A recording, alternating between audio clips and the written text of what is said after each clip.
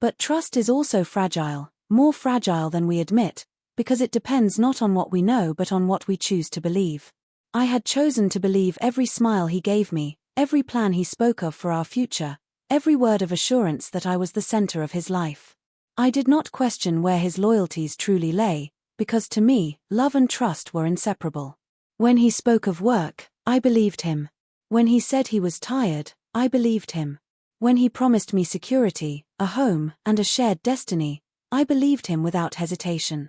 I let his words become my reality, and his actions, carefully curated, never gave me enough reason to tear down that reality. Trust also blinded me, wrapping me in a comfort so warm that I ignored the coldness that occasionally seeped through.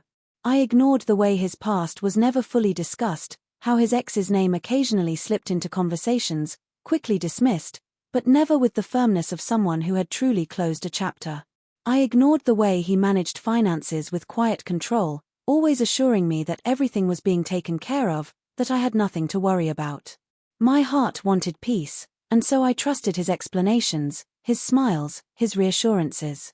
Even when there were moments when curiosity pricked at me, when I wondered what secrets might lie behind his silences, I buried those questions beneath the weight of my own trust. To me, marriage was sacred, and trust was not meant to be doubted. Every detail of our life together was shaped by that trust. I let him decide where we lived, how we saved, how we planned for the years ahead. I never questioned the documents he signed, the papers he kept locked away, the files he never showed me. Why would I? Trust meant I believed that he had our best interests at heart, that everything he did was for us, not against me. When friends occasionally joked that husbands could be secretive, I laughed, because I believed my marriage was different. I believed in the trust made me blind to the small cracks that were forming, cracks I refused to acknowledge. When I noticed how carefully he guarded certain conversations, how quickly he changed subjects when his past was mentioned, I dismissed it as discomfort rather than deceit. When I saw his ex's name appear once on a piece of mail, I believed his quick explanation that it was nothing important. When his mood turned heavy after certain phone calls, I convinced myself it was work-related stress. I did not allow suspicion to grow roots in my heart, because my trust had already built walls against it. Those walls were strong, but they were not unbreakable. Living in trust also meant living in vulnerability. I had given him every part of myself, my loyalty, my love, my devotion, without keeping a part hidden away as protection. I trusted him with my dreams, with my fears, with my entire sense of security. I trusted him to be the one person in this world who would never place me second, who would never let another woman hold a place in his future. Trust made me brave enough to lean on him completely, and in that leaning, I never thought to stand guard for myself. It is almost cruel how trust can be both the most beautiful gift and the most dangerous weakness. I saw it as beauty. I believed it was strength. I thought my trust would keep us together, that it would bind us closer, that it would protect us from the fractures that broke other marriages. I never saw how that same trust left me blind, how it left me exposed, how it silenced my instincts when they tried to whisper warnings in the quiet moments of doubt. Discovery is a word that often carries excitement, a sense of uncovering something hidden that changes the way you see the world. But sometimes discovery is a knife, sharp and merciless, cutting through illusions you thought were unbreakable. The day I stumbled upon the truth of the will, it did not arrive with fanfare or warning. It crept into my life like a shadow, disguised as ordinary paperwork, the kind of stack you glance at and move aside, never suspecting it carries the power to rearrange your entire reality. I had always believed our future was safe, carefully planned, mapped out with the comfort of promises he had whispered in the quiet moments of our marriage. He had spoken about security, about ensuring that I would never have to struggle, about how he was building a foundation strong enough for both of us to stand on. I believed him, because believing him was easier than imagining anything else. And yet, the moment I opened those papers, everything I thought I knew dissolved before my eyes. The discovery was not loud, it did not scream or announce itself, but the silence in the room that day was deafening. I remember the way my fingers trembled as I flipped through the pages, words blurring before they sharpened into sentences I could no longer deny. His name, my name, her name, written not in casual reference but in legal permanence. I felt as if the ground beneath me had shifted, as if the world I had been walking on was nothing but a fragile illusion waiting to crack. My heart beat faster, not with the rhythm of excitement but with the frantic pounding of betrayal rushing through my veins.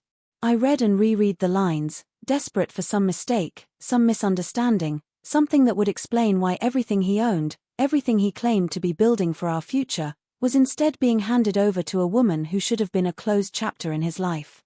The discovery was not just about the will itself, but about the layers of deception it revealed. It was not a single betrayal, but a series of choices he had made long before I ever found out. Each signature on those papers was a lie told in silence, a decision made without my knowledge, a deliberate act that mocked the trust one had given him.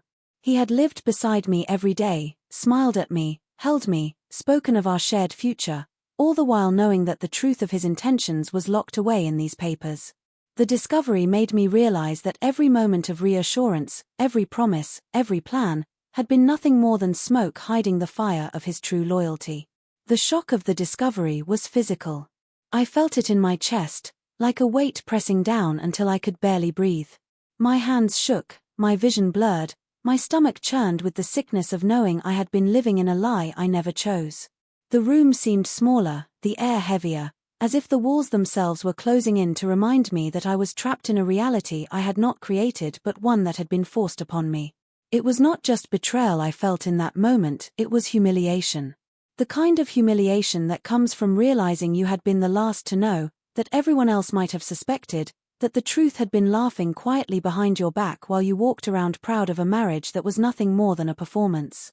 What made the discovery cut deeper was the name written there, his ex. A woman who belonged to his past, who should have remained a memory, was instead immortalized in the very document that defined his future. Her presence in those pages was louder than any argument, more powerful than any confession he could have made. It told me, without doubt, where his heart truly lay.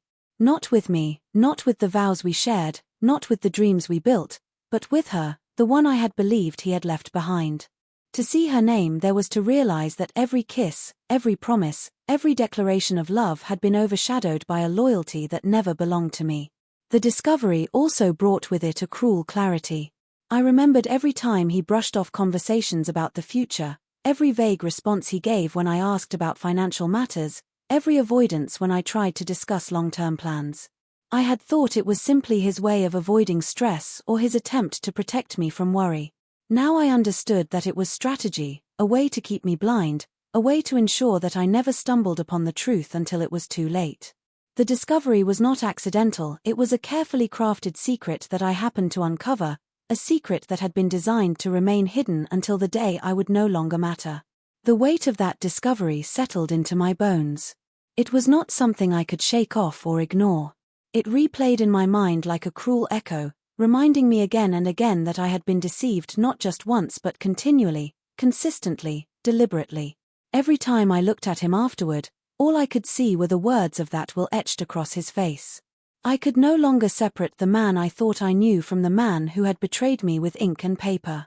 The discovery poisoned even the fondest of memories, turning laughter into mockery, intimacy into manipulation, love into betrayal.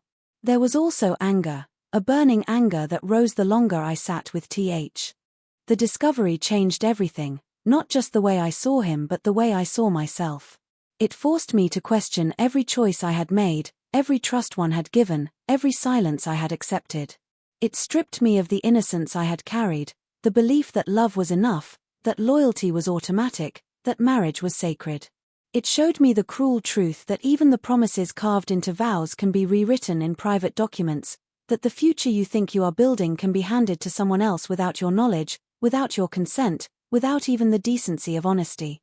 The shock of everything left to the ex was not a fleeting feeling, not a passing wave that hit once and then faded.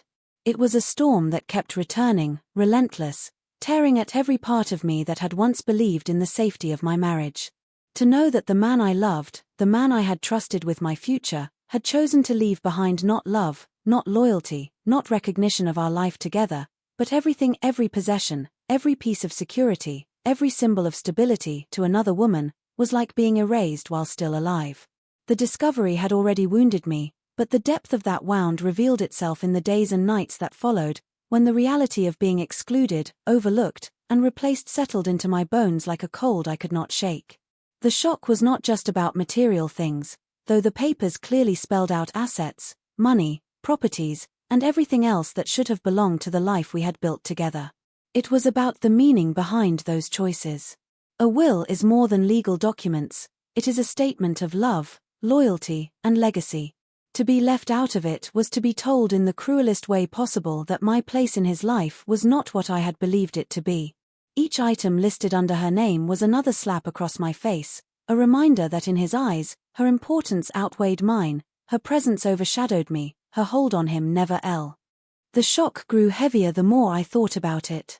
I remembered the countless times he had assured me I was his only one, the countless moments he had spoken about our future, about how everything he was working for was for us.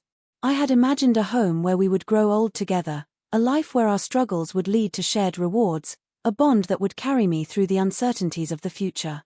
Now I understood that those words had been lies, carefully spoken to keep me secure while the truth lay hidden in his decisions.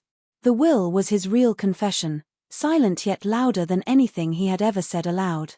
Every memory turned sour in the light of this shock. Vacations we had taken, where he promised that the world belonged to us. Nights when we spoke about what we would leave behind for the next generation. Even small moments, like when he placed his hand on mine during long car rides and said he was glad I was his partner in this life, all of them now replayed in my head as performances. Because if I was truly his partner, why was I not recognized in the one place that mattered most when life would end and legacies would be decided? If I was truly his choice, why did he choose her, the ex he had claimed to have left behind, as the one who would hold his world when he was gone? The shock carried humiliation with it. To imagine that while I had walked through life proud of being his wife, others might have known, or at least suspected, that his loyalty was divided, was unbearable. I wondered if she knew, if she had laughed behind my back at the security I thought I had. I wondered if others close to him had seen the truth in his actions while I remained blind, trusting him with the innocence of a fool. The humiliation burned hotter than the betrayal itself, because it made me question my own worth, my own perception, my own ability to see what was real. There was also anger mixed in with the shock. Anger at his cowardice, that he had never had the courage to tell me directly. Anger at the way he had kept me in the dark, allowing me to build my life around lies. Anger at how he had used my loyalty against me, knowing I would never question him, never demand to see the truth hidden in his papers, never suspect that he had already handed over my place to someone who should have been nothing more than a shadow in his past. The anger pulsed through me, clashing with the numbness of the shock, creating a war inside me that left me restless, sleepless, unable to quiet the storm in my chest. The shock also forced me to see him differently. I could no longer look at him as the man who had once made me feel safe. I could no longer hear his words without tasting the bitterness of lies. I could no longer believe in his smile, because now I knew what it concealed. The will had revealed not just where his possessions would go, but who he truly was, a man capable of deception so deep it reached into the grave, a man whose loyalty had never been mine to claim, a man who had made me a placeholder while keeping his true allegiance hidden in legal ink. The shock of being left out, of being discarded so easily, also made me question every choice I had made in the marriage. I asked myself if I had missed signs, if I had ignored instincts, if I had been too willing to accept surface-level comfort while ignoring the deeper truths. I wondered if I had ever truly been his first choice, or if I had been a convenient replacement, a distraction from the woman he had never let go of. The shock stripped me of the certainty I had once carried about who I was to him, leaving me with only questions that gnawed at my peace, questions that could never truly be answered. The physical weight of this shock was unbearable at times. It was in the tightness of my chest, in the tears that came without warning, in the way my body felt heavy as though cayenne. The cruelest part of the shock was realizing that I had been written out of a future I had spent years building. It was not just that he had left everything to her, it was that he had left nothing to me, not even recognition, not even acknowledgement of the life we had shared. I had been erased from his legacy, as though I had never existed, as though the years we spent together were insignificant compared to the hold of a woman he had claimed was no longer part of his life. The shock of that erasure was more painful than any loss of money or property. It was the loss of dignity, the loss of meaning, the loss of knowing that I mattered to him in the way a wife should matter to her husband. Broken dreams and anger do not arrive quietly. They crash through the heart like a storm, leaving nothing untouched. The moment I realized that everything I believed in was an illusion, the life I had carefully built in my mind shattered piece by piece, leaving behind shards of hope that cut deeper with every memory. I had once imagined a marriage built on trust, a home filled with safety, and a future that stretched endlessly with love as its foundation. Those dreams were not small, they were everything. They were the reason I woke up every morning and the comfort I carried when the world felt harsh. I had woven them carefully around my husband, believing he was the anchor of my happiness, the protector of my destiny, the man who would never let my heart fall into ruin. But when betrayal revealed itself, those dreams turned into ghosts that haunted me in every moment of silence, reminding me that I had invested my soul into a life that was never truly mine. The anger that came with the breaking of those dreams was not instant, but once it began, it burned with a fire that refused to be extinguished. At first there was disbelief, then grief, then a slow boil of rage that grew louder and hotter with every passing day. I felt cheated, not only of material security but of the emotional. Every broken dream brought with it a new layer of pain. I remembered the times we had spoken about growing old together, about the home we would pass down, about the memories we would create for future generations. Those conversations had not been careless words, they had been promises I had carried close to my heart. Now each of those promises was revealed as fiction, a cruel performance designed to keep me blind.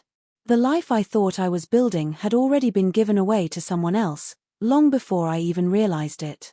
The betrayal was not just about money or possessions, it was about the theft of my dreams, the quiet dismantling of the life I believed was mine. To watch those dreams collapse was to feel my very identity collapse alongside them, because so much of who I thought I was had been tied to the future I had imagined with him. The anger became a constant companion. It seeped into every thought, every breath, every interaction. When I looked at him, I no longer saw the man I once loved. I saw a liar, a manipulator, a thief who had stolen years of my life under the guise of love. When I looked at myself, I saw someone who had been too trusting, too forgiving, too willing to believe in promises that were never meant to be kept. That self-directed anger was just as powerful as the rage I felt toward him. It made me question my worth, my strength, my ability to see the truth.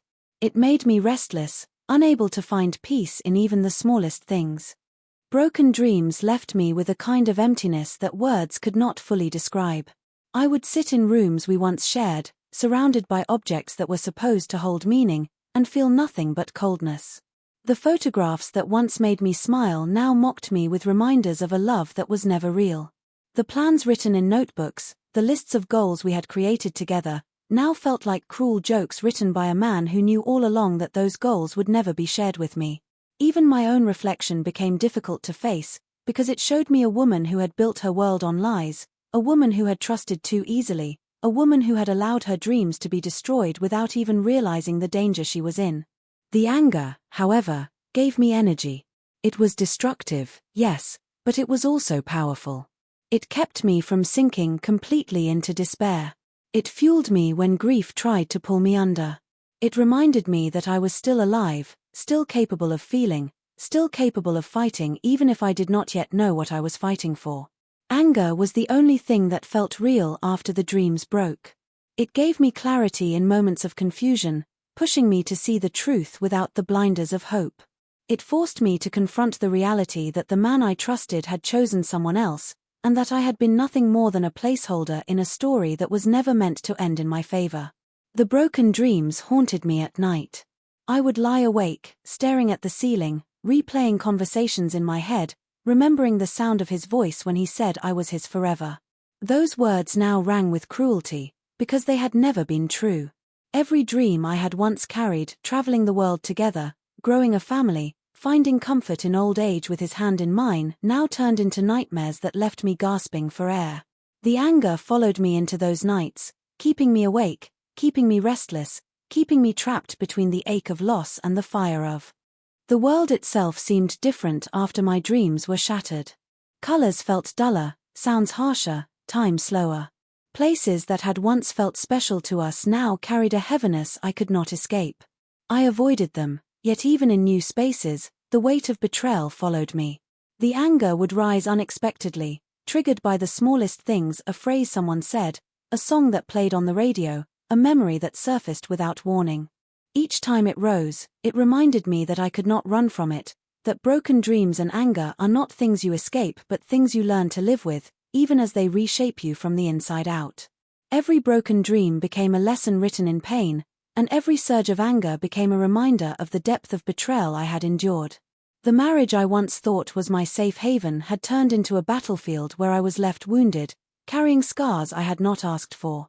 The shock of betrayal had passed, but the reality of broken dreams and the constant burn of anger lingered, carving themselves into my very being, reshaping the person I once was into. So the spark of revenge does not ignite all at once. It begins quietly, a flicker hidden beneath layers of pain, grief, and humiliation. At first, it is nothing more than a thought that whispers in the background, a fleeting image of justice in a world that has been cruelly unfair. But once betrayal plants itself deep within the soul, once trust has been shattered and dreams reduced to dust, that spark finds oxygen in the rawness of anger, in the sharp edge of humiliation, in the emptiness left behind by broken promises.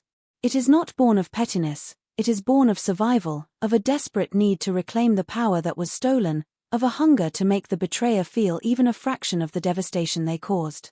Revenge in its earliest form is not even about punishment, it is about balance, about restoring what was taken, about proving to oneself that the wound inflicted cannot be the end of.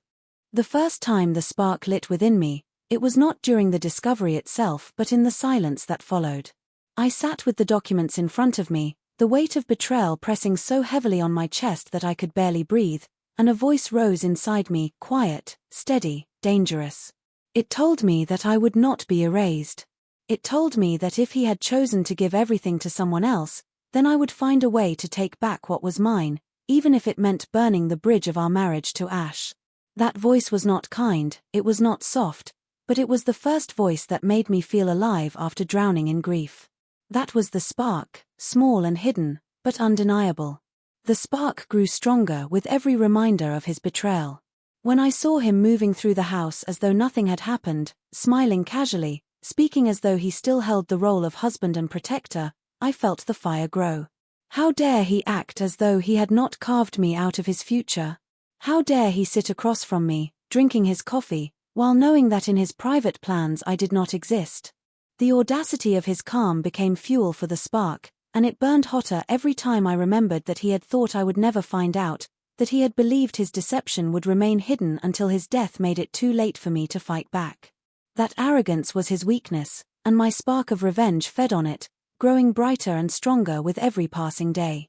Revenge is often misunderstood as a choice made in haste, but in truth, it is cultivated carefully in the aftermath of betrayal. I began to notice how my thoughts shifted. Where once I had sought comfort in memories, now I sought strategy. Where once I had cried in silence, now I plotted in silence. Every cruel reminder of his deception became another piece in the puzzle of how I would make him face consequences. The spark guided me towards strength I did not know I had, sharpening my mind, steadying my heart, making me low. The spark was not only fueled by anger but by the deep humiliation of being replaced. Knowing that his ex, someone who should have been nothing more than a memory, was instead the chosen heir of his entire life lit a fire in me that words could barely contain. Every time I pictured her holding what should have been mine, every time I imagined her laughing at my expense, the spark inside me flared into something hotter, something dangerous. I could not allow her to win, could not allow him to hand her victory over me so easily.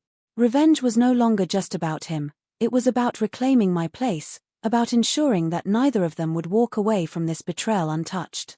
The spark also thrived on the silence I was forced to carry. I could not tell everyone immediately, I could not scream it into the world the way I wanted to.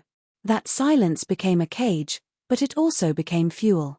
The more I held the truth inside me, the more it built pressure, and the more that pressure demanded release in the form of action. I began to see myself differently in the mirror, not just as a victim of betrayal but as someone holding a weapon no one else could see. The spark of revenge gave me purpose when everything else felt meaningless, gave me direction when I was lost in despair, gave me a reason to keep moving when grief tried to pull me into stillness. With time, the spark became a constant presence. It was there when I woke up, pushing me to rise even when I wanted to stay buried under the weight of sorrow. It was there when I went about daily tasks, reminding me that every step I took was a step closer to reclaiming power. It was there when I looked at him and forced myself to smile, hiding the fire behind my eyes, knowing that he had no idea what was already growing inside me. The secret nature of that spark made it even more intoxicating, because it was mine alone. He thought I was broken, but inside me, revenge was stitching the pieces of my strength back together, sharper. The spark also gave me clarity. It cut through the fog of love and nostalgia that had kept me blind for so long. I no longer remembered our wedding day with warmth, I remembered it as the beginning of his deception. I no longer looked at our home with pride, I saw it as a cage where I had been kept docile. I no longer thought of him as a man who had once loved me, I saw him as a man who had used me while keeping his heart elsewhere. The spark of revenge demanded honesty, and that honesty was brutal but liberating. It allowed me to strip away the illusions and see him for who he truly was, which in turn fueled my determination to make him pay for the years he had stolen from me. The spark was not gentle, it was relentless. It kept me awake at night, whispering ideas into my mind, filling my dreams with visions of justice served. It followed me in every conversation, every moment of silence, every glance at the papers that had exposed his betrayal. The more I carried it, the more it transformed me. I was no longer the woman who had once blindly trusted, who had once silenced her doubts for the sake of peace. I was no longer the wife who believed her husband's love was unconditional. I was someone new, someone forged in betrayal, someone with fire in her veins and a plan forming in her mind. The spark of revenge had not only kept me alive, it was reshaping me into something unrecognizable to the man who thought he had destroyed me. Strength is not a sudden gift, it is something that grows from the raw materials of pain, indignity, and the stubborn refusal to be diminished. When betrayal stripped me of certainty, it also revealed an unexpected truth, that the person I had been trusting my life to was not the only source of my power. In the quiet aftermath, when anger and grief were loudest, a quieter force began to take root. It was steadier than rage, less volatile than grief, and far more useful.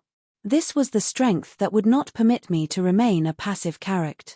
At first the steps toward reclaiming power were small and awkward. I learned to make decisions for myself without waiting for approval or reassurance. I opened my own bank statements, signed up for accounts in my name, and read documents I had once trusted him to handle. Each small act was an assertion, a reclaiming of territory that had quietly been ceded. Where once I had deferred and doubted, I began to practice certainty. Confidence did not come overnight, it arrived the same way strength does, through repetition. Every time I chose myself in a meeting, in a phone call, in the simple refusal to accept a lie, my muscles of resolve grew stronger. Reclaiming power also meant redefining what safety looked like. For years I had equated security with his presence, his assurances, his management of our life. Now I learned that safety could be built in different ways, through knowledge, through independence, through surrounding myself with people who saw my worth rather than diminishment. I began to educate myself on legal matters, on finances, on the practicalities that had been hidden from me. Knowledge became a weapon and a shield. The more I understood, the less he could use ignorance as a cloak for deception. That empowerment was intoxicating in the most practical sense. It allowed me to speak with authority, demand transparency, and insist on being part of decisions that affected my life. There was also a psychological reclamation taking place. Anger had been a raw, consuming flame, but strength required tempering that heat into focus. I practiced turning fury into a clear-eyed determination rather than letting it become self-destructive. That meant setting boundaries, firm, immovable borders around what I would tolerate and what I would not.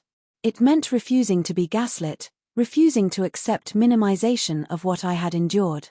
When he tried to soothe or distract, I refused to be placated by words that had been cheapened by betrayal. When others suggested I should for, I also reconnected with parts of myself I had shelved for the sake of the marriage. Hobbies, friendships, ambitions, those things that had once been background noise now moved back to the foreground. I enrolled in classes I had put off, reopened conversations with old friends, and let myself dream in public again. Each reconnect ion was a reclaiming of identity. Each small joy was proof that I was more than a role assigned by someone else's secrecy. In rebuilding my life, I learned to relish solitude not as loneliness but as an opportunity to practice being whole on my own. That was a revelation. Power did not only come from external victories but from the quiet competence of being comfortable with myself. Strategically, strength required conversion of emotion into action. I channeled my outrage into plans that were practical and effective. I consulted advisors, interviewed attorneys, and learned how to document what had been hidden. There was a ruthless clarity in this phase, no dramatic public scenes, no impulsive confrontations, just steady, methodical steps designed to secure what was rightfully mine and to ensure transparency where there had been secrecy. That strategy came with discipline. It meant drafting letters that were precise, keeping records, and timing moves so that they were legally sound and emotionally smart.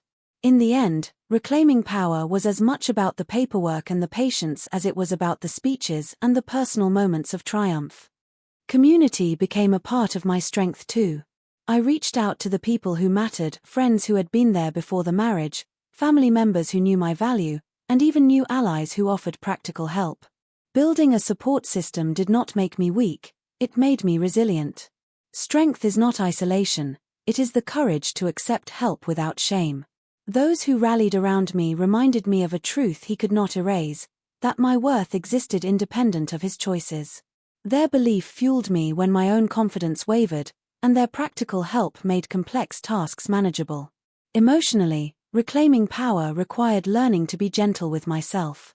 For a long time I had equated fierceness with harshness toward my own wounds, pushing past pain without processing it.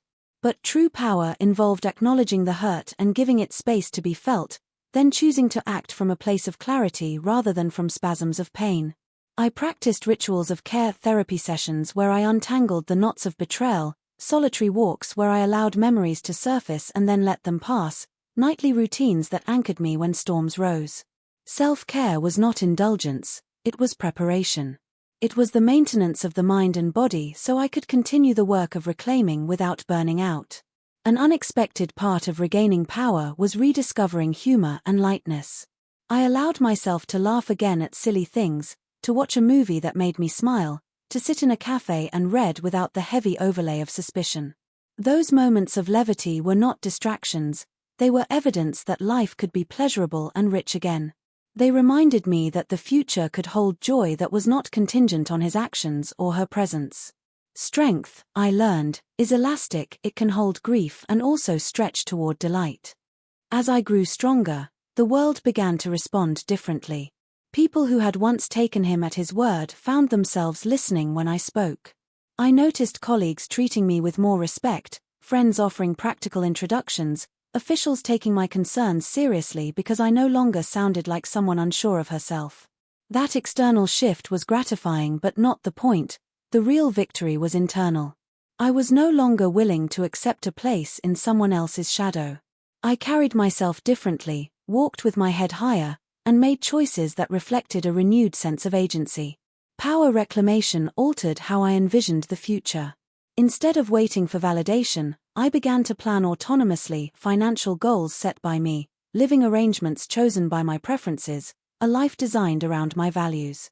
This future was not revenge in the petty sense, it was a life rebuilt with intention. It was built not to spite him but to prove to myself that I could flourish beyond the wound he had inflicted.